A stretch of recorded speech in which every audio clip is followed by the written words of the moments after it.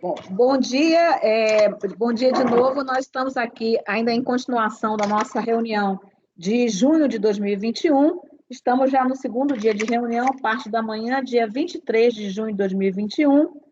Fizemos um pequeno intervalo e agora vamos retomar com as sustentações, antes fizemos todas as sustentações orais, as participações dos patronos, e agora, então, vamos voltar ao curso normal da nossa pauta, que é o primeiro processo da pauta, número 39, de relatoria do conselheiro João Vitor, o recorrente Fazenda Nacional, interessado Proal, Assessoria Empresarial Limitada.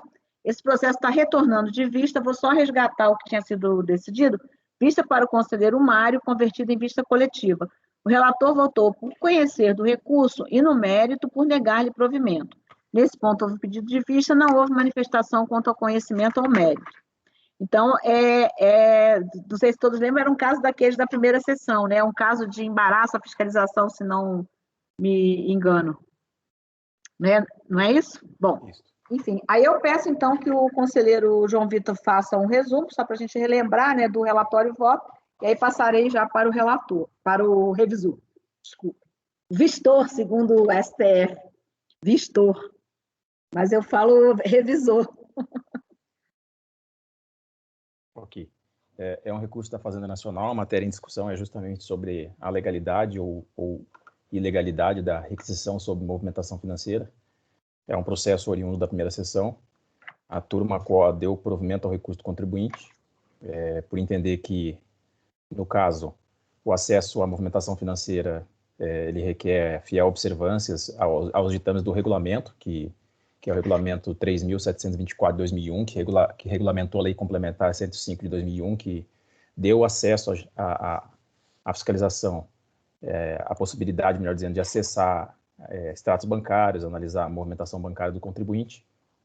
E esse decreto regulamentar, ele estabeleceu determinados requisitos para que a autoridade fiscal possa expedir a requisição diretamente à instituição financeira.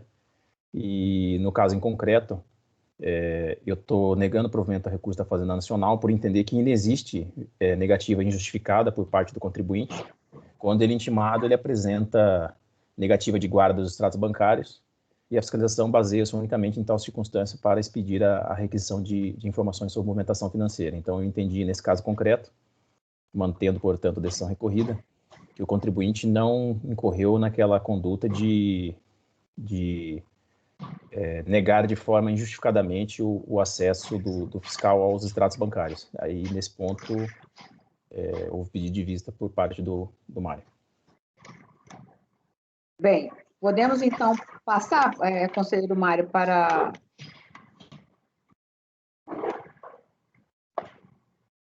Sim, presidente. Muito rapidamente, eu peguei vista desse processo, porque a gente já tratou de situações parecidas aqui na nossa turma, mas com relação à pessoa física. Então, eu imaginei que pudesse ter alguma coisa aplicável à pessoa jurídica que pudesse ser diferente, né? Mas, assim, eu não vi realmente nenhuma distinção entre o que se faz com relação à pessoa física e pessoa jurídica. Eu acho que o contribuinte, mesmo que ele não tenha a guarda, que ele diga não ter a guarda desses extratos bancários, ele tem a condição de solicitar esses extratos no banco e apresentar a fiscalização, e uma vez que ele não adotou esse procedimento, não vejo, assim, eu acho até necessário que essa documentação seja solicitada diretamente ao banco, porque senão seria impossível de se fazer, a meu ver, né, esse tipo de fiscalização. Né? Não vejo como se fazer isso se você não busca na própria instituição financeira. E eu considerei também que o decreto 3724 de 2001, no inciso 7º do artigo 3º, ele prevê essa hipótese de embaraço à fiscalização e remete ao artigo 33 da Lei 9.430, e que em seu artigo 1º classifica embaraço a fiscalização como caracterizado pela negativa não justificada de exibição de livros e documentos em que se assente a escrituração das atividades do sujeito passivo, bem como pelo não fornecimento de informações sobre bens, movimentações financeiras, negócios. Enfim, eu acho que esse dispositivo, assim como sustentado pela Fazenda Nacional, ele justifica a solicitação desses documentos diretamente no banco. Eu não vejo nenhuma irregularidade em a fiscalização adotar tal procedimento. Portanto, eu estou abrindo a divergência em relação ao voto do conselheiro João.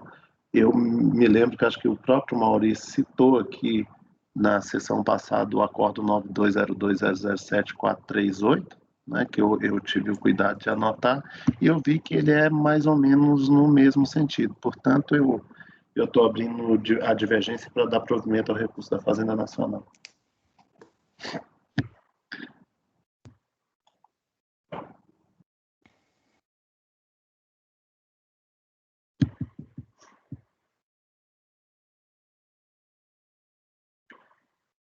Conselheira Ana Cecília, eu estou falando e meu microfone estava mudo. Conselheira Ana Cecília. Vai acompanhar o relator, presidente. Conselheiro Pedro Paulo. A divergência, presidente. Conselheiro Maurício.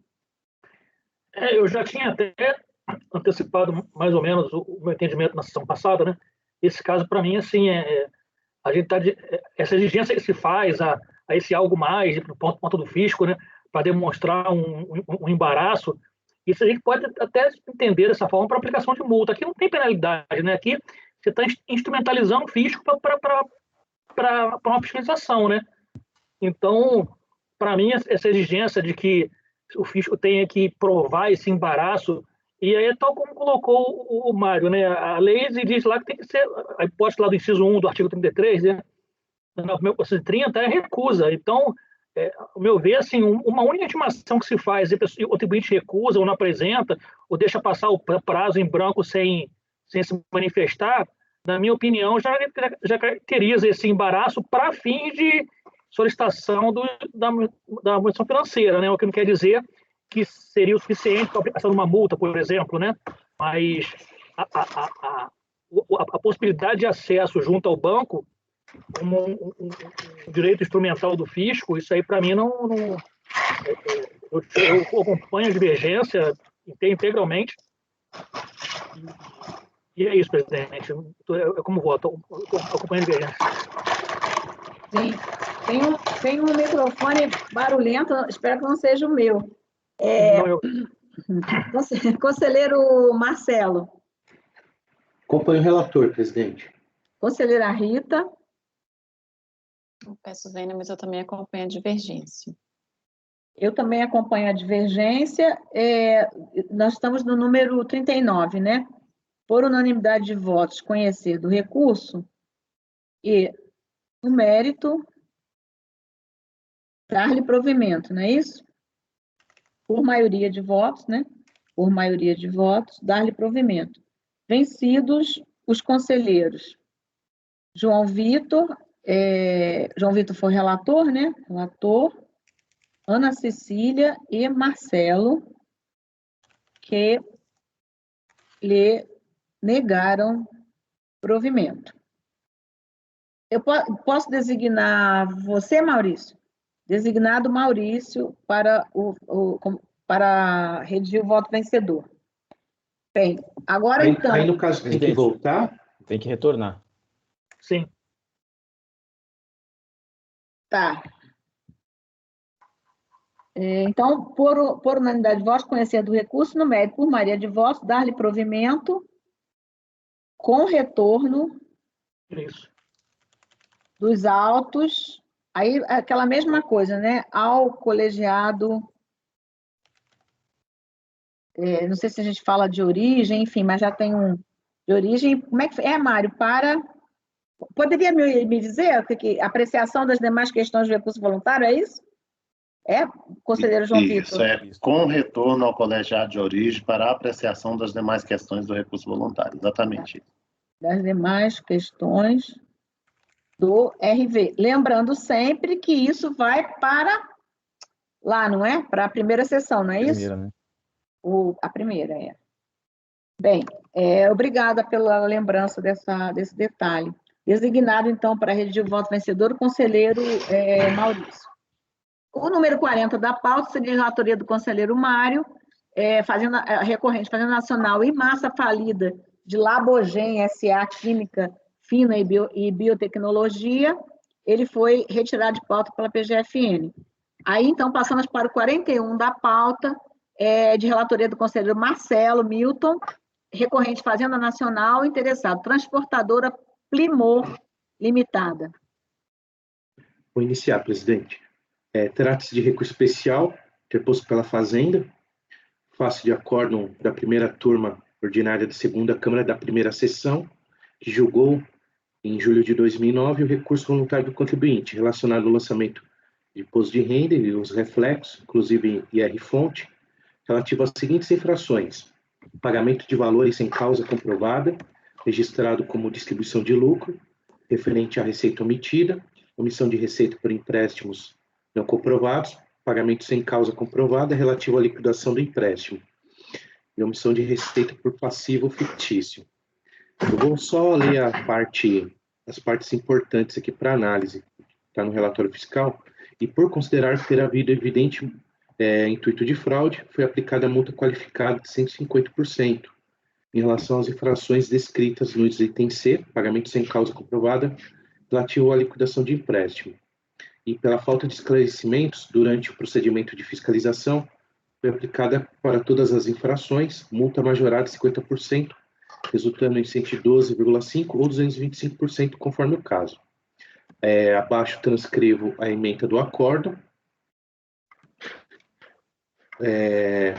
Foi apresentado embargos pela Fazenda, que foi dado provimento parcial,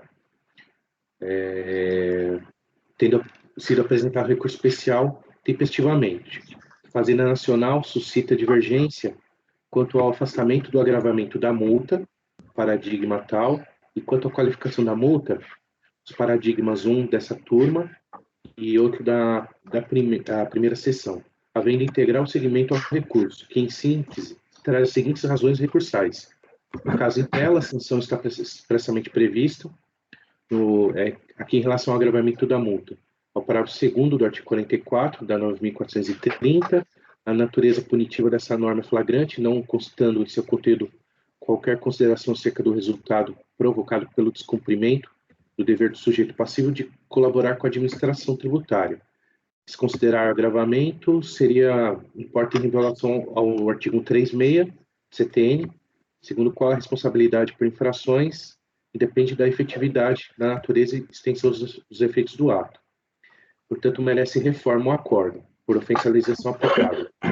Em relação à multa qualificada, o voto vencedor desqualificou a multa de ofício, alegando que, no suprimento de numerário, há uma possibilidade de ação intencional particular para ocultar seu caixa 2, entre aspas, possibilidade essa que foi considerada suficiente pelo legislador para imputar a consequência jurídica de comprovação do fato gerador, portanto, o dever de pagar os tributos decorrentes. Em princípio, a decisão acima leva a crer que a omissão de receitas não poderia se coadunar com a multa de ofício qualificada, malgrado os diversos elementos que demonstraram cabalmente o intuito fraudulento da contribuinte, da Tavênia. Deixa eu arrumar aqui. Em princípio, a decisão acima leva a crer que a omissão de receitas não poderia se coadunar com a multa de ofício qualificada. Diante do exposto, requer a reforma do acórdão. O contribuinte foi intimado e não apresentou contrarrazões. O processo foi distribuído por essa colenda turma. São aqueles casos de matérias da primeira turma da CSRF que foram apresentados para nós. Aqui só vou excluir essa parte dos memoriais, que não houve memoriais. Só um minuto. Esse é o relatório. Quanto ao conhecimento, recurso da Fazenda é tempestivo, contudo, entendo que deve ser conhecido apenas em parte. O despacho de admissibilidade entendeu que apenas em relação ao paradigma no acórdão 9202-01779 estaria presente a divergência para os itens B e C do relatório fiscal, e que foram julgados em conjunto pelo acórdão recorrido. Outro paradigma não foi considerado para comprovar a divergência. Vejamos a acusação fiscal de folhas 64 e 79, nos pontos abordados,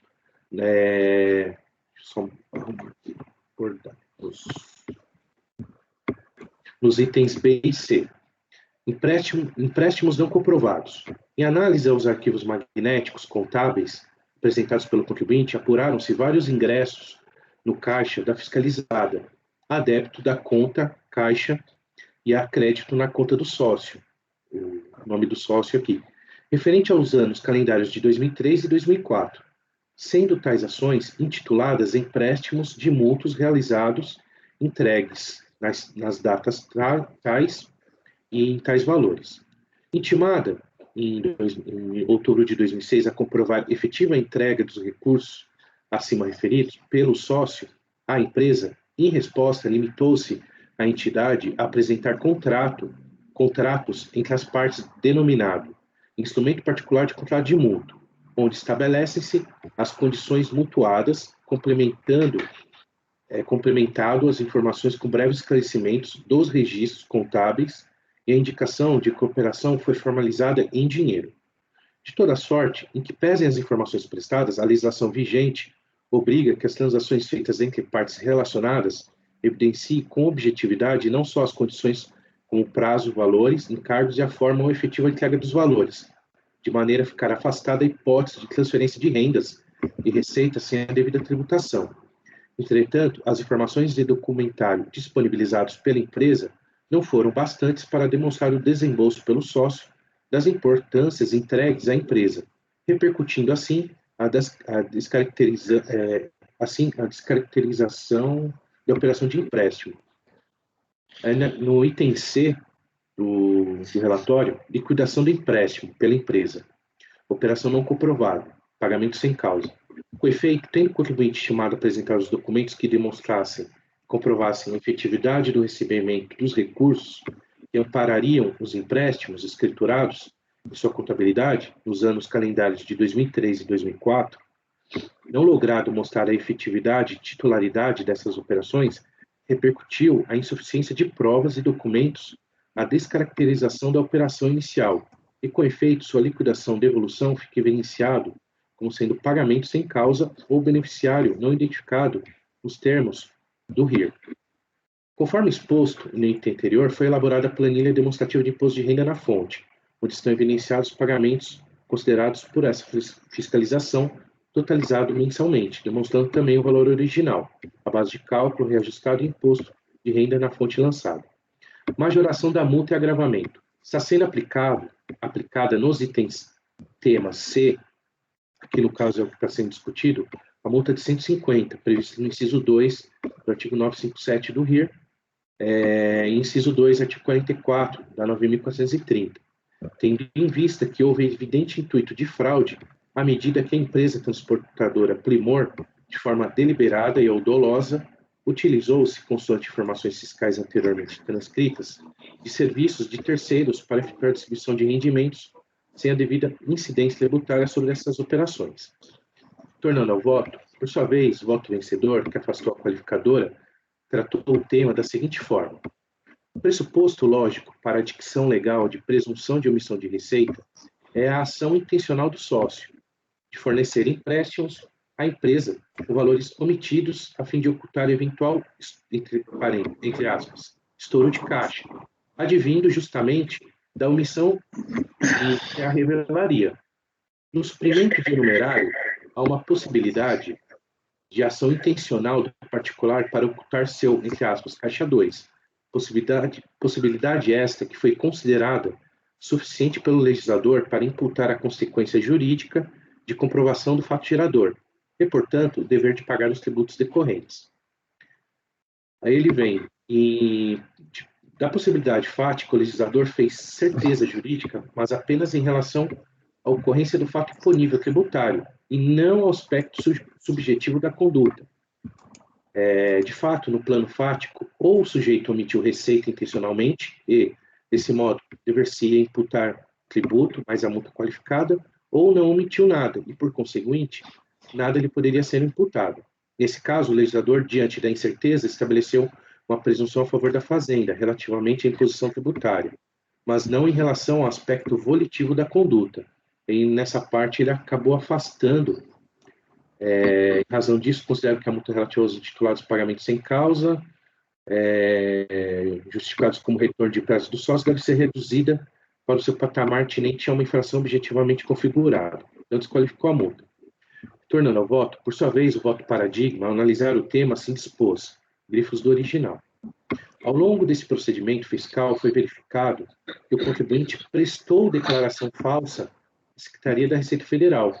Além disso, ele tentou justificar diversos depósitos em suas contas correntes através de contratos de mútuo, junto à empresa tal, conforme laudo de exame contábil emitido pelo Instituto Nacional de Criminalística da Polícia Federal, não corresponderam à realidade. De fato, de acordo com o citado laudo, ficou caracterizado que houve simulação e conluio com o objetivo de ludibriar o fisco e evitar tributação de depósitos, cujas origens o contribuinte não logrou êxito em comprovar. Como se vê, a autoridade fiscal apontou a ocorrência de situações caracterizadoras da simulação e do conluio. Desse modo, somente se presentes os efeitos da sonegação ou da fraude, há a falar em conluio, do qual aqueles são pressupostos. Ele vem tratando da questão da fraude para manter a qualificadora da multa. Destarte, ficou evidenciado o ajuste doloso, conluio, no caso, visando os efeitos da fraude, que daí seja a aplicação da multa de 150%. No meu voto, avaliando ambos os acordos, apesar do paradigma tratar de imposto de renda da pessoa física, tratou de tema relacionado aos requisitos para a configuração da multa qualificada. Contudo, verifico que ambos os acordos são no sentido de que, para existir a qualificadora da multa, deve haver a comprovação do aspecto volitivo da conduta do agente, e, para tanto, haveria necessidade de reexame da matéria fática, já apreciada e decidida nas instâncias anteriores. Por isso, não conheço do recurso especial nessa parte. Sei se querem tratar desse tema, eu posso ir para o mérito, presidente. Tá sem áudio, presidente. Você não conheceu da multa qualificada e conheceu da multa agravada. Isso. Foi só isso que passou, né? Sim. Então, a gente tem que tomar os votos aí. Então, você conhece parcialmente do recurso apenas quanto à questão da multa agravada, do agravamento da multa. Isso. Sim, conselheiro Mário, querem fazer alguma pergunta? Posso tomar os votos? Então, por favor, Mário. Só um minuto, presidente. Estou dando uma lida ainda.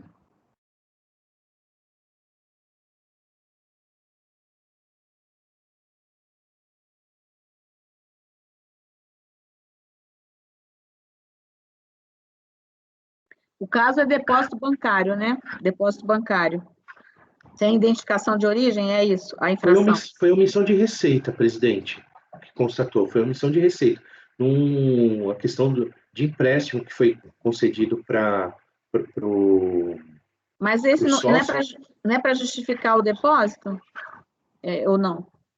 Não, porque saiu da empresa, ela emprestou e nisso houve a autuação pelo IR-fonte, né? Ah, pelo fonte. Foi o que eu entendi aqui. Até para entender o voto vencedor, foi meio complicado, porque ele acabou, eu acho que até vai ser objetivo. Já estou olhando aqui o auto de infração, só para... Custos ou despesas não comprovadas, goza de custos.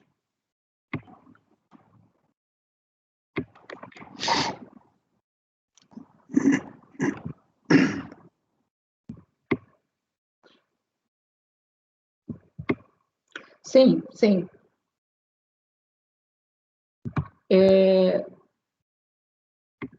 Paramos, estava tomando os votos do Mário, né? E o Mário está olhando ainda, né, Mário? Com relação à qualificadora, presidente, me pareceu aqui, lendo rapidamente, que há uma convergência aí, né, Marcelo? Foi isso que você de entendimento? Sim. Aí teria que só verificar a questão se houve, teríamos que analisar se houve ou não, né, a comprovação do dolo. Ambos entendem que há necessidade da comprovação do dolo. E no Como- recorrido entendeu-se que não se comprovou o dolo e no paradigma entende se comprovou. Aí tem que ver só se a situação é parecida, né? Assim, porque é muito difícil essa divergência assim que depende de prova, simulação, tem que ser uma Sim, coisa sim, muito é. parecida, né? Uhum. Claro que se as situações são bem parecidas e os dois estão entendendo... Esse caso aqui, Só um pouquinho, está narrado aqui no relatório. só um pouquinho, Maurício, só para terminar o raciocínio, eu digo assim, ó, se você tem duas situações que os dois estão dizendo, tem que comprovar o dolo, né? Aí, uma é uma coisa completamente diferente da outra, e um entende que comprovou, um entende que não comprovou, é óbvio que não tem. Então, nessas situações, a única forma é ser muito parecida, que aí os dois entenderam que comprovar, um entende que aquilo é dolo, outro entende que não, é só nesse sentido. Sim, desculpe, Maurício, era aí só para concluir. Esse caso aqui parece que a conduta imputada aqui como dolosa foi o sócio teria simulado suprimento na empresa para evitar estourar o caixa da empresa e inapurar a emissão de receita. Foi isso, Marcelo? Eu entendi que a empresa concedeu empréstimo para ele, né? E no caso, na devolução, tanto que os itens B e C, deixa eu só verificar, B e C no acórdão recorrido, eles foram julgados em conjunto. Só verificar aqui. Isso. A questão dos itens B e C do relatório fiscal, eles foram julgados em conjunto. Por isso que entendi que, pelo relatório, a empresa emprestou, ele queria saber a justificativa até para o lançamento do imposto de renda retido na fonte. Mas o paradigma é alguma coisa parecida com isso? É isso que O não. paradigma é de imposto de renda pessoa física, presidente. Não tem, não é não, presidente. Eu analisei na questão, assim, eu analisei pelo sentido de, os critérios da questão da qualificadora, né? Fraude, né? Conluio. Mas aí tem a ver com conduta, né? É difícil você comparar a conduta quando as condutas não são muito parecidas, né? Bem, só para... Podemos já te pedir... Mário, então, por favor, seu voto. Mário congelou. Eu vou acompanhar o relator. Congelou com o olho fechado, assim, ficou muito engraçado. Deixa eu abrir aqui, presidente. Conselheira Ana Cecília. Acompanho. Conselheiro Pedro Paulo. Acompanho. Aqui também me parece que cada colegiado decidiu com base numa avaliação objetiva do acervo probatório, a não ser que fosse dois fatos muito parecidos, né? Aí você poderia dizer que eles divergiram. Nesse caso, não, né? Acompanho o relator. Às vezes acontece de ser até sócio, tudo da mesma situação, e aí um julga num, outro no outro, julga diferente, às vezes até acontece, né? Mas é difícil, eu acho. Bom, conselheiro João Vitor. Acompanho o relator. Conselheiro Maurício. Com o relator, presidente. Conselheira Rita. Acompanho. Eu também acompanho.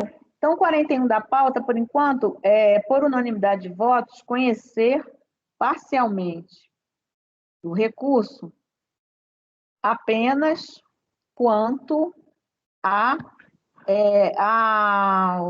agravamento da multa, né? Isso. O agravamento da multa e, no mérito, ainda vou, só adiantando, na parte conhecida, sim, que vai ser agora, vamos tratar dessa multa da qualificadora. Sim. Desculpe, do agravamento. Isso.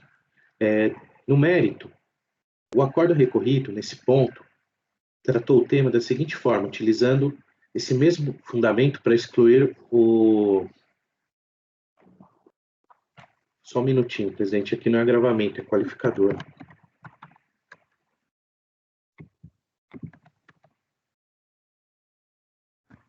Para excluir a qualificadora da multa. Em todos os levantamentos. Aliás, pelo contrário, ele utilizou esse mesmo fundamento para excluir como todos os levantamentos foram agravados, ele utilizou esse mesmo fundamento para excluir a todos, tá? Vamos lá. Peraí, para excluir o agravamento mesmo, né, Marcelo? Sim, porque... em todos os itens, tá? Então, deixa eu só anotar aqui para excluir. É porque eram várias glosas, né? E cada uma teria, vamos dizer assim, um fundamento. Ele usou o mesmo. Isso. Teria um fundamento, não, um contexto, né? Um contexto, se Isso, apresentou, presidente. não apresentou. Aí vamos lá. Ele diz o seguinte: quanto ao agravamento da multa para 112,5, que é combinado ao contribuinte que deixe de prestar esclarecimentos para fiscalização, entendo que deve ser excluído. Em seu relatório, a autoridade autuante deixou de justificar ter o fiscalizado desatendido às suas solicitações, impondo embaraço à fiscalização. Ora, aí eu grifo: se o recorrente deixou de atender ao pedido de comprovação das operações em questão, o fez em prejuízo próprio e não da fiscalização, que, como se viu, teve todas as condições de realizar o lançamento, baseado em presunções sobre receita omitida e pagamentos não justificados, de forma que a recusa em nada prejudicou o trabalho. Além disso, nota-se que as folhas 78, o relatório fiscal, se refere genericamente a supostos não atendimentos a intimações, mas deixou de indicar quando e em que extensão ele teria ocorrido. A fiscalização deixou de preencher o campo destinado às datas em que teria ocorrido o suposto desatendimento. Então, não se sabe qual dos inúmeros requerimentos deixou de ser atendido. Aqui embaixo, presidente, eu deixei taxado essa parte porque constou no voto recorrido, só que a matéria dos embargos de declaração foi no sentido de excluir essa parte taxada. Eu até destaco aqui, essa parte taxada foi suprimida pela adição dos embargos, incluso apenas em decorrência da transcrição na íntegra do recurso especial da Fazenda. Como ela destacou esse ponto no seu próprio recurso, então só fiz essa justificativa. Por sua vez, diz o relatório fiscal a respeito do agravamento da multa, majoração da multa e agravamento. E, em função do não atendimento no prazo marcado das intimações datadas é o que consta lá nos autos, 000 e 000. Agravamos para todas as matérias multas que se referem aos incisos 1 e 2 do artigo 957, que passarão a ser nesse lançamento 112,5% e 225%, respectivamente. Eu grifei. Tornando ao voto, o acórdão recorrido afirma que, no presente caso, a fiscalização poderia ter se utilizado da presunção sobre a receita omitida para proceder ao lançamento, sendo que a falta de atendimento do contribuinte às intimações da fiscalização, por si só, não poderiam servir de justificativa para o agravamento da multa, tal como considerado pela súmula número 133 do CARF, aprovada em setembro de 2019, abaixo indicado. Fala o seguinte: a falta de atendimento à intimação para prestar esclarecimentos não justifica por si só o agravamento da multa de ofício, quando essa conduta motivou a presunção de omissão de receitas ou de rendimentos. Aí eu destaco os precedentes. Aí, pelo exposto, nego provimento ao recurso nesse ponto. E, por isso, conheço parcialmente do recurso. Na parte conhecida, eu nego-lhe provimento. Certo, então agora estamos vendo só o mérito da parte que foi conhecida, que é do agravamento da multa. O conselheiro está dando provimento. Conselheiro Mário. Negando, presidente. Desculpe, recurso da Fazenda, obrigado. Conselheiro Mário. Presidente, eu estou na dúvida se esse lançamento, se pelo menos aquilo que a gente está discutindo, diz respeito à presunção de que trata aí essa súmula. Me parece que tem outras coisas aqui no lançamento. A súmula, a gente até tinha olhado numa vez, para mim, a súmula tinha sido basicamente para depósito bancário, que era o nosso entendimento, Sim. né? Sempre a gente aplicava isso.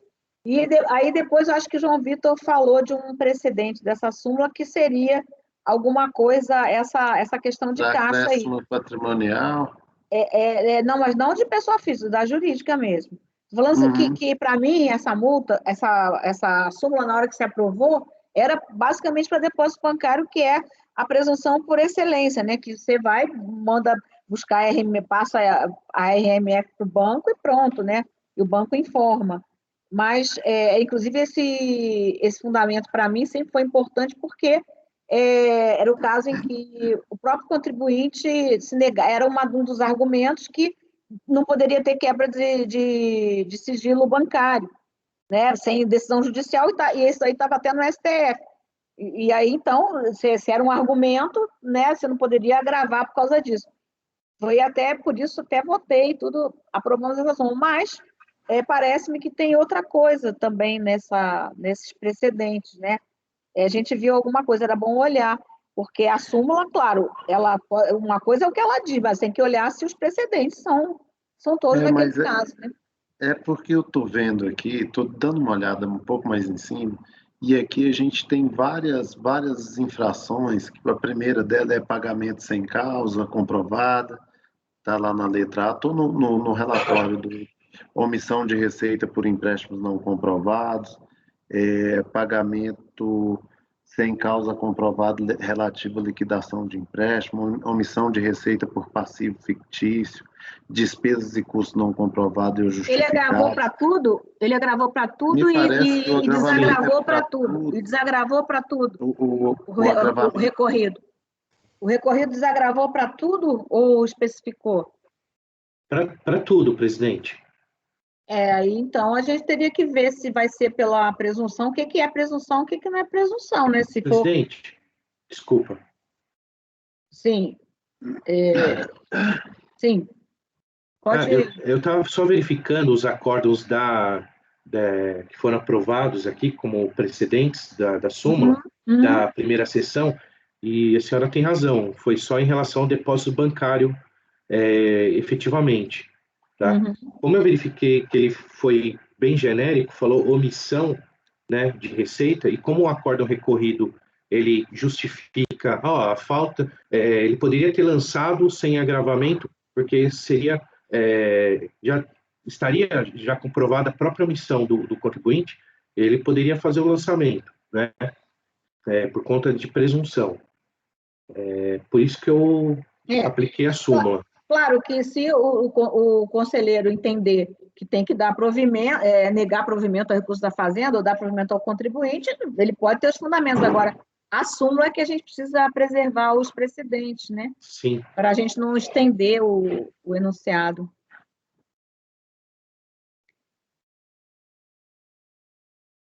Se tem várias situações, né? Pelo que eu estou vendo aqui, mesmo, no auto de infração, eles agravaram tudo, né? Agravaram e qualificaram tudo. O que eu venho ponderando assim, nessas sessões é que quando essa conduta do contribuinte, né, de negar o atendimento à intimação, se essa conduta por si só beneficiou o fisco, seja através de uma presunção, inclusive até uma súmula que ela trata do arbitramento do lucro, quando o contribuinte não apresenta o livro e essa não apresentação, ela serve para arbitrar o lucro. Nesse caso também não se agrava, porque a conduta do contribuinte, a recusa dele, por si só trouxe prejuízo a ele, né? e não ao andamento da fiscalização. Ela não precisou circularizar, se valer de meios outros para conseguir o objeto lá da intimação, né?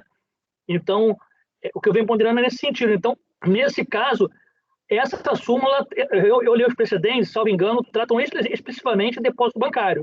Sim, esse foi o nosso pressuposto. E assim, é naquela situação em que se intima o camarada a comprovar a origem, ele não comprova, e aí se está autorizado por lei a entender aquilo como missão de rendimento, né?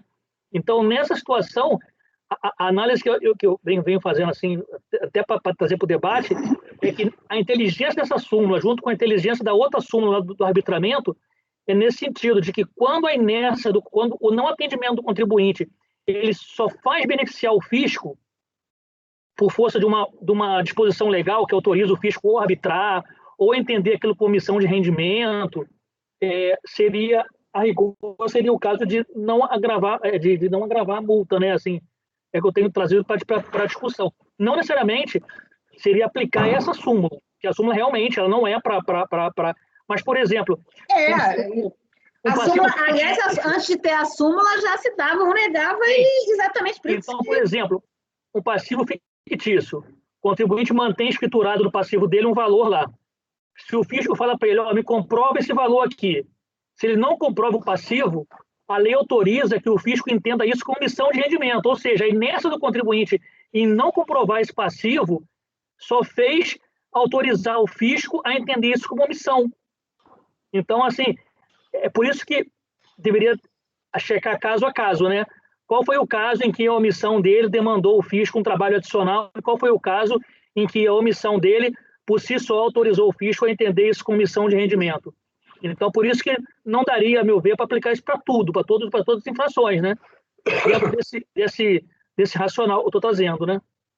Pelo que eu entendi também do relatório aí, na verdade, o contribuinte atendeu algumas intimações, né? E no lançamento não se especifica o que foi atendido, o que não foi, eles o que fazem embaraçou, normalmente, o que não embaraçou. Mas sabe o que é, Pedro Paulo? Não sei se você se lembra que até o Remes falava isso. Eles fazem, às vezes, uma autuação pelo conjunto da obra. Ele usava até esse termo. Assim, não, ele fez isso e o fato de, como está tudo junto, se ele não traz um, não traz outro, no final acaba trazendo tudo, porque o fiscal não vai fazer, não, esse aqui ele trouxe, autua isso. Aí vai lá da ciência, impugna. Não existe isso. Então, ele diz assim, houve uma conduta já no sentido de atrasar, né, a fiscalização, de embaraçar, enfim, de não atender. Aí tinha essa questão, talvez seja isso. Agora, na hora que desagrava tudo, né, aí se o critério é desagravar quando tem já uma previsão, né, ou se é uma presunção, ou se já tem uma previsão, aí teria que ver caso a caso. Você quer olhar mais? Querem olhar mais isso? Não, eu tô... Eu acho que a motivação é porque não há nenhuma informação acerca do descumprimento. Ele alega genericamente que houve, não é isso, Marcelo? Tanto que não traz os números das intimações. Isso. E, assim, eu até verifiquei o dispositivo do acórdão para verificar se tinha sido o que tinha sido por maioria, tal. Eu tive um pouco de dificuldade. Eu até havia anotado, né? Até para trazer quais os pontos. Eu entendi que esse aqui se eu não me engano, é até o próprio voto nessa parte, até o próprio vencido, se eu não me engano. E o acórdão recorrido nessa parte foi por unanimidade, pelo que eu verifiquei no dispositivo, em relação ao agravamento, né? A qualificadora teve a divergência ali, mas, assim, o que eu coloco aqui, eu reformulo até colocando as ponderações do conselheiro Maurício, fazendo por analogia, né? E colocando todas essas ponderações dele, que por analogia poderia ser aplicável, né, ao afastamento da multa gravada em decorrência que toda essa omissão do próprio contribuinte, né, não teria impedido aí o lançamento do crédito tributário. Marcelo, só fazer uma observação rápida. Uhum. Num exame rápido, assim, parece que a súmula CARF 133 sempre está ancorada em processo que trata de depósito bancário de origem não comprovada. Sim. Mas se você analisar o precedente 1301, 002, 667, ele não trata de depósito bancário de origem não comprovada, ele trata de contrato de mútuo não comprovado. Contrato de mútuo entre empresas interligadas. É o final 667? Final 667, é um processo que trata de suprimento de caixa. Deixa eu verificar aqui. Só que precisa de 5, né, para se simular. Então, esse daí, para mim, está meio que de graça nisso, mas eu não se tivesse um caso específico desse, eu não aplicaria a súmula, porque para mim precisaria de 5, né, desse. Mas só assim, pontuando isso, eu acho que nem é essa questão, né, eu acho que aí tem muita diversidade. Tem que ver também essa questão que a Rita colocou, que é o fato de não ter comprovado o embaraço, não é isso, Rita? De não dizer quantas vezes houve intimação. Pelo que eu entendi da fundamentação do Marcelo, acho que tem esse ponto. Bom, eu só quero saber se a gente vai olhar isso tudo agora, se estão preparados para votar. Eu vou votar, presidente. Tá. Conselheiro Mário, então. O conselheiro relator está conhecendo dessa parte e negando o provimento ao recurso da Fazenda, né? Isso. Conselheiro Mário. Presidente, a princípio eu vou manter, não, vou abrir a divergência, não sei se vem alguma discussão posterior que possa me convencer em sentido contrário, porque lendo o termo de encerramento da ação fiscal, eu vejo que se faz, embora a parte do termo de verificação que se leva para o acordo seja aquela final do agravamento da multa, mas tem várias referências à não apresentação de documentos e também aí a gente não tem lançamento por presunção, então a princípio eu vou abrir a divergência e vou restabelecer o agravamento. Conselheira Ana Cecília. Eu acompanho o relator, presidente. Conselheiro Pedro Paulo. Eu acompanho o relator, presidente. Eu acho que nesse caso não. Aí eu acho que se há alguma dúvida nesse caso, essa dúvida deve militar a favor do sujeito passivo aqui. Não está muito caracterizada, até pela generalidade com que foi feita a imputação, né?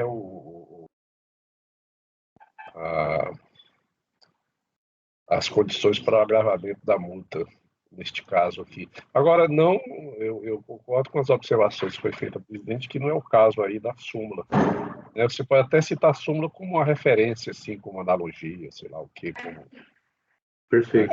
Porque a pessoa está livre para votar, dispensando, tanto assim que se fez a súmula. Antes de ter a súmula, já se entendia que podia desagravar em determinados casos, né? Até porque aí a ideia da súmula a gente teria que discutir aqui, né? Quer dizer, ela imporia para quem divergisse o dever de informar que não se aplica a súmula ao caso, uma discussão outra, né? Não, mas aí não há. Bom, mas aí eu acompanho, assim, certo. Com essas observações aí que eu fiz, eu acompanho com as veias do revisor. A aplicação da súmula faria a gente, de repente, até ter que votar pelas conclusões, quem votasse, acompanhasse o relator, não é isso? Viu, presidente? Por isso que até eu reformulo eu coloco as ponderações até do conselheiro Maurício em relação a esse ponto e coloco essa observação, que seria por analogia mesmo. Sim. Aí eu parei no conselheiro João Vitor. Acompanho o relator. Né? Conselheiro Maurício. Está sem voz? Nesse caso, Marcelo, a gente tem lançamento por omissão e sem omissão, tem lançamento de todas as espécies aí? Sim, tem até de imposto de renda retido na fonte aqui. Assim, a minha divergência seria em relação a esses lançamentos que foi feito por força de presunção, né? Contribuinte, então passivo fictício, no exemplo que eu dei, parece que tem passivo fictício, né? Eu vou citar o que foi lançado aqui, tá? Pagamento de valores sem causa comprovada, registrado como distribuição de lucro referente à receita omitida, omissão de receita por empréstimos não comprovados, pagamento sem causa comprovada, relativo à liquidação de empréstimo, omissão de receita por passivo fictício, despesas e custos não comprovados e ou justificados, e aí houve o intuito de fraude, aplicação de multa, mas são esses 5 itens aqui. E não houve, assim, uma individualização para cada um, foi genericamente a... Sim, é o que consta no relatório, presidente. Eu descrevi o que a fiscalização colocou. Quer ver? Eu vou acompanhar o relator pelos argumentos do Pedro Paulo, até eu vou adotá-los. Eu estou acompanhando o relator, presidente. Sim, conselheiro Maurício, conselheira Rita. Eu acompanho o relator. Eu também, se tivesse havido uma individualização, né, que a gente pudesse verificar isso, que realmente tem essa questão, né, não só o caso dos depósitos, né, que não é o caso aqui, mas tem outras situações de presunção, tem outras situações que já têm consequência. Então, ele precisaria, assim, eu não concordo muito com essa questão do conjunto da obra, né, que se fala assim, no genérico, né? Então, nesses termos, eu vou acompanhar o relator, assim, claro que se tivesse mantido a súmula, eu iria votar pelas conclusões. Tá certo? Então, o 41 da pauta ficou, então, por unanimidade de votos, conhecer parcialmente o recurso apenas quanto ao agravamento da multa e no mérito, na parte conhecida, por maioria de votos, negar-lhe provimento, não é isso? Vencido, foi só Mário. Vencido o conselheiro Mário, né? Que lhe deu provimento, não é isso? Aí deu o provimento total, Mário. Ou foi apenas quanto àquilo que não era presunção? Eu acho que é melhor limitar o que não é presunção, presidente. Tá. Vamos assim, deu-lhe provimento parcial. Como foi vencido, a gente não precisa especificar. É só porque eu sei que até nesse posicionamento, nesse caso aqui, teria coisas que a gente retiraria. Esse foi o fundamento até para que Pedro Paulo e Maurício, eu também, né, que não houve essa individualização. Bem, isso tratando de conduta, agravamento, essas coisas, penalidade, eu acho que tem que ser muito especificada essa conduta, né? Não pode ser assim, genérico, né? Bom... Sem querer complicar uma coisa que já é complicada, presidente, a redação do artigo 44, parágrafo 2º, lá, ele é muito específica e que fala, na verdade, nesse caso, em prestar esclarecimento. Certo? Uma coisa é em prestar esclarecimento e se refere a 2 itens que é apresentar documentos específicos, tá certo? Isso. Então, quando você pede para a pessoa comprovar uma coisa, isso é prestar esclarecimento, entendeu? Eu já trouxe essa discussão para cá. Exatamente, eu estava lembrando eu disso. Esclareço que não vou mostrar nada. Eu esclareço que não vou mostrar nada. Mas, enfim, eu estou só... É verdade, Maurício. O Maurício já trouxe essa questão mesmo, que a gente já discutiu, sim. Eu estava olhando aqui o termo de encerramento, no caso aqui, e realmente tem em algumas desses levantamentos, desses lançamentos, tem realmente o pedido de apresentação de documentos e de esclarecimentos e que esses esclarecimentos não foram prestados. Então, eu acho que seria o caso de analisar individualizadamente, mas a fiscalização talvez tenha sido infeliz de, na hora de efetuar o agravamento, fazer essa coisa como se fosse uma coisa só e não diferenciar, não especificar. Ela poderia até falar dessa questão do conjunto da obra, mas depois de individualizar, para quem entender que tem que individualizar, poder assim, ter um norte. Vamos, então, terminamos aqui, né? Terminamos esse processo, vamos, então, seria agora o 42 da pauta, recorrente Fazenda Nacional, interessado se o comércio de informática limitada seria de relatoria do conselheiro Pedro Paulo, mas ele foi retirado de pauta pela PGFN. Agora, então, passamos para o 43 da pauta, de relatoria do conselheiro Maurício. Só lembrando o seguinte, nós temos processos de vista, eu não estou aqui priorizando, estou seguindo a pauta, mas no primeiro momento que a gente tiver uma possibilidade de retornar, a gente tem que voltar para não voltar 2 vezes um processo que saiu com vista, tá certo? Para ir para baixo tem. 43 da pauta, conselheiro Maurício, recorrente Fazenda Nacional, interessado, organizações SR Limitada. Pois não, presidente. Como apregoado, é recurso da Fazenda, né? É recurso da Fazenda Nacional. Na origem, cuida-se de despacho decisório que não homologou as compensações pretendidas pelo contribuinte ao fundamento de insuficiência do crédito informado como sendo saldo negativo. O sujeito passivo apresentou manifestação de inconformidade contra tal decisão às folhas 2 e 10, foi julgado improcedente pela DRJ em Belo Horizonte, né? E aí, a matéria que subiu aqui para reexame é direito à restituição do saldo negativo de RPJ, seu termo inicial do prazo decadencial. E aí, eu já passo aqui a questão do conhecimento, porque tem argumento de conhecimento aqui para da recorrida, né?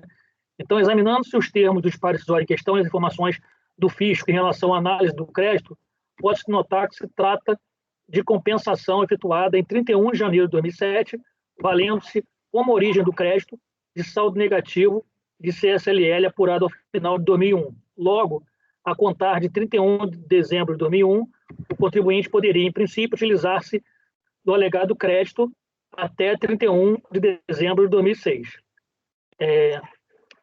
Nesse ponto, cumpre destacar como registrou o julgador de primeira instância, que o fisco já havia homologado outras 2 compensações promovidas pelo sujeito passivo ao longo de 2006, em novembro e dezembro de 2006, valendo-se desse mesmo crédito, parte dele, né?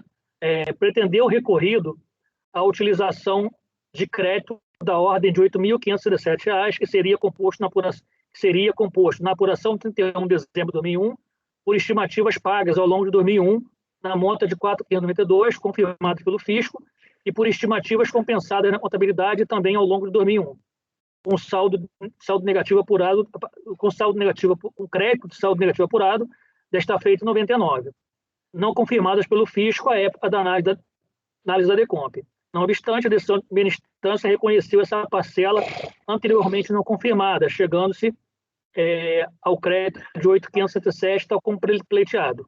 Ato contínuo, após reconhecer que, em tese, o contribuinte teria apurado o crédito de saldo negativo da ordem de 8.567, fez constar que, em função da data dessa última compensação, não haveria como homologar o encontro de contas, este promovido após o quinquênio legal.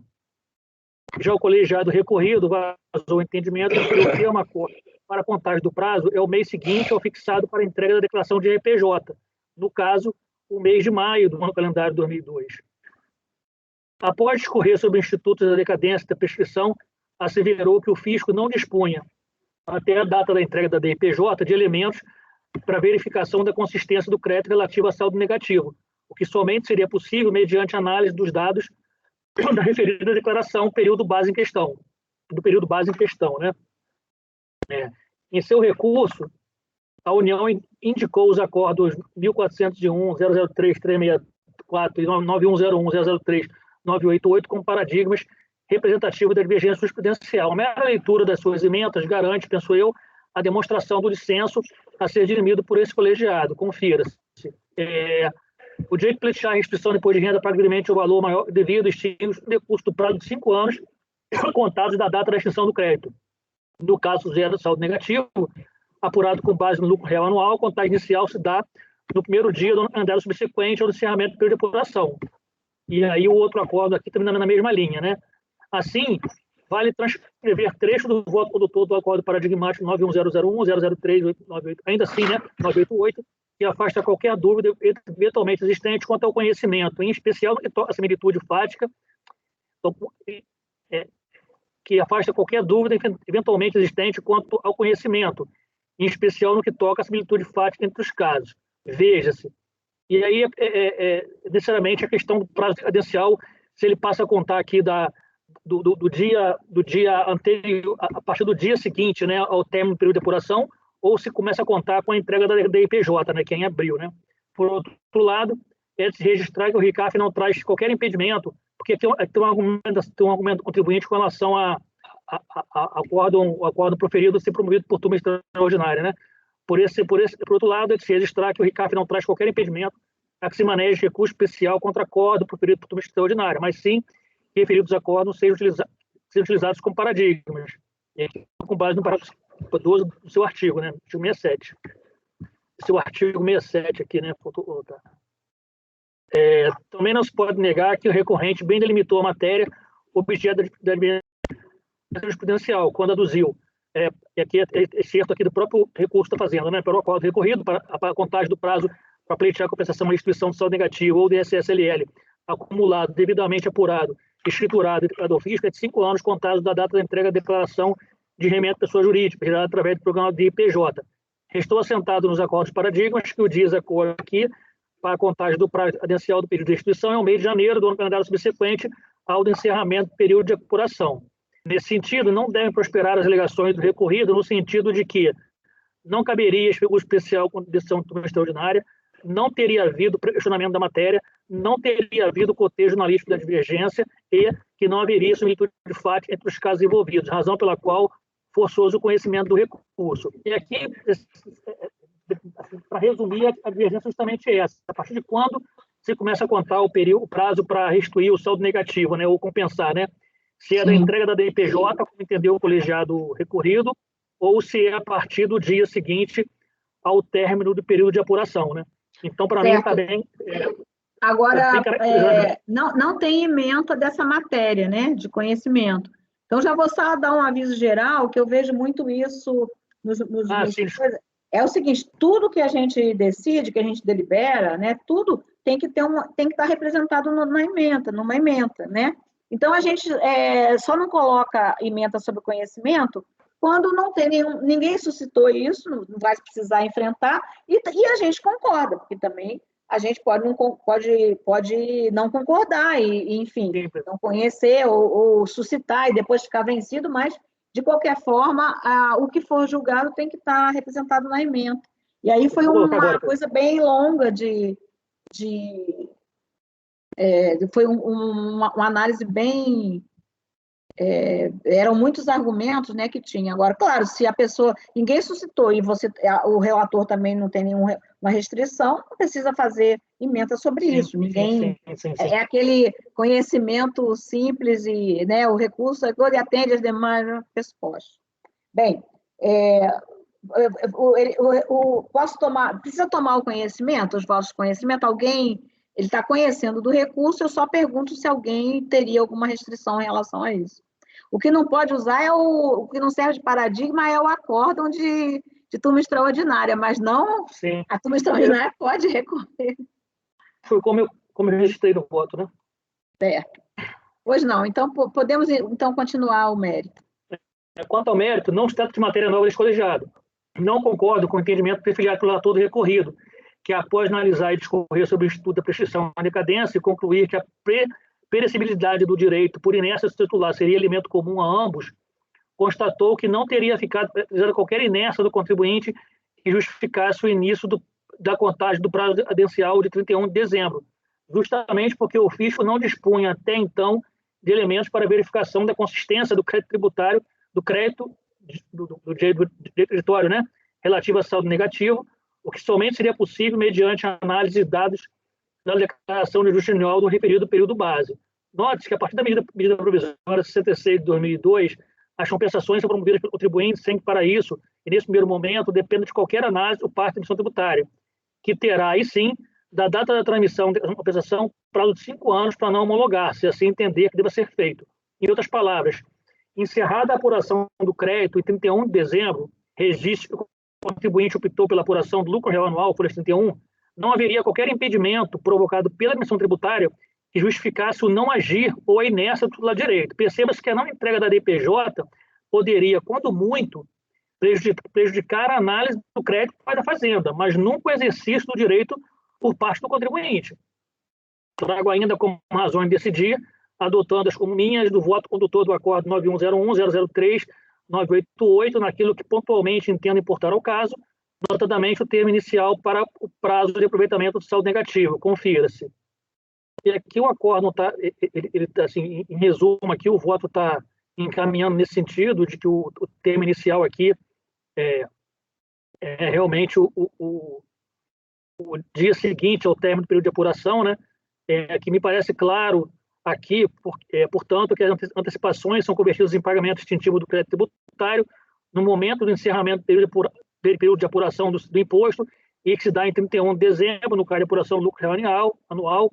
Assim, é nesse momento do encerramento do período de apuração que o montante das antecipações que superaram o imposto devido tornam-se em débito passível de restituição ou compensação. Por todo exposto, ainda reproduzindo o voto, né, o condutor daquele acordo que eu estou utilizando, por todo exposto, entendo que a contagem do prazo prescricional para sua recuperação por meio de pedido de restituição ou compensação do saldo negativo de RPJ e TSLL, no caso de contribuinte, portanto, lucro real, inicia-se no mês de janeiro, no ano seguinte, em que é apurado o saldo negativo, não merecendo acolhida as alegações da recorrente. Aí, presidente, forte no exposto, eu estou conhecendo do recurso e dando-lhe provimento. Basicamente o que o colegiado recorrido entendeu que o prazo que passaria a contar da entrega da DPJ, sendo que o raciocínio que ele utilizou, para mim, assim, ele traz um suposto prejuízo à Fazenda pela não entrega da declaração e, por outro lado, ele reputa esse prejuízo à Fazenda como impeditivo a que o contribuinte pudesse exercer os seus direitos. Quando, na verdade, como eu coloquei, quando muito, a não entrega da declaração poderia implicar, eventualmente, um prejuízo à Fazenda por não dispor dos dados ainda, mas o contribuinte poderia, já desde encerrado o período de apuração, já se valer desse crédito, né? Sim. Bom, posso tomar os votos? Podemos, então? Conselheiro Mário. Eu acompanho o relator, presidente. Tá. O relator conheceu e, no mérito, deu provimento ao recurso. Só para recordar que a gente aqui está votando conjuntamente. Conselheira Ana Cecília. Eu acompanho, presidente. Conselheiro Pedro Paulo. Com o relator, presidente. Conselheiro João Vitor. Presidente, por hora, eu vou entender no sentido de que, como o saldo negativo ele é apurado não no final do período de encerramento, mas na data da entrega da declaração, eu vou considerar como a entrega da DIPJ ou do documento que substitui a DIPJ atualmente como marco para o início do prazo prescricional. Então, eu vou manter a decisão recorrida, vou divergir do relator. Certo, vai negar provimento ao recurso, não é isso? Conselheiro Marcelo. Acompanho o relator. Conselheira Rita. Acompanho o relator por hora, presidente. Eu também aqui, acompanho. Só para fazer um adendo, que eu acabei não colocando no voto, mas, salvo engano, o próprio saldo negativo, ele é corrigido a partir de janeiro, né? Então, está mais do que evidenciado que, desde ali, o contribuinte já poderia ter utilizado do saldo, né? Se eu não estou enganado, ao final da IN, que trata de compensação, ela diz lá, a partir de quando você corrige o crédito do contribuinte. E, se eu não me engano, eu posso checar, mas eu não coloquei no voto. Se eu não me engano, João, a correção ela se dá, inclusive, a partir de janeiro, né? Tá, mas mesmo que seja, porque isso para mim é critério de correção e não critério de prazo prescricional, né? Como, na verdade, o que o saldo negativo, grosso modo, representa a diferença entre as antecipações que foram feitas e o imposto que foi apurado. E como o imposto é apurado, inclusive depende de um ato, que é o cumprimento de uma obrigação acessória, para mim isso tem essa influência aí nessa contagem do prazo prescricional. Então, por hora, eu vou pedir licença para divergir. Não lembro de ter analisado essa matéria ainda, embora você tenha mencionado que não é matéria nova, né? Mas eu não lembro de ter votado. Não, aqui não. Na primeira sessão. Nós não votamos aqui tá, nunca. não é matéria... No colégio, lá no conselho, na primeira sessão. Ah, sim, perfeito. Se tivéssemos votado, teria um problema de competência aí, né? Teria que ser anulada a nossa decisão, porque esse não é nem caso daqueles casos que fica nos a gente dois, está com a né? competência desde o mês passado, mês retrasado, aí eventualmente eu pudesse ter passado batido essa discussão para mim. Mas eu acho que não começamos, acho que a primeira foi nessa semana, não lembro se nesse mês, não lembro se mês passado. Mês passado teve o meu. Acho que mês retrasado também teve. Tem impressão que mês retrasado também teve. Mas enfim, mês passado eu sei que teve.